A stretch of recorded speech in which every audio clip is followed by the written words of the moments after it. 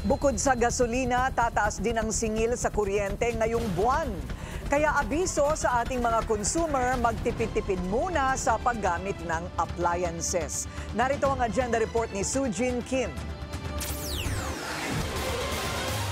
Matapos ang dalawang magkasunod na buwan ng bawas singil, muling sumipa ang presyo ng kuryente ngayong Hulyo. Ang bagong rate na mahigit 12 pesos kada kilowatt hour, mas mataas ng 49 centavos kumpara noong Hunyo. Ibig sabihin, sa mga pamilya na kumukonsumo ng 200 kilowatt hours kada buwan, katumbas ito ng additional 98 pesos sa bill. Ayon sa Meralco, dahil ito sa pagtaas ng generation charge. Umakyat ang singil mula sa power supply agreements at independent power producers dahil sa mas mahal na fuel cost bunsod ng tensyon sa Middle East. Yung pag-increase ng world fuel prices. Kung maalala natin, nagkaroon ng mga 2 linggo na conflict between Iran and Israel that affected world oil prices. May spike talaga during that period which affected about the half of the month of June.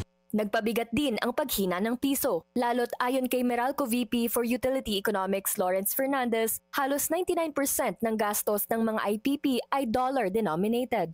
Ngayon na nag-depreciate yung peso, tumaas naman yung generation charge.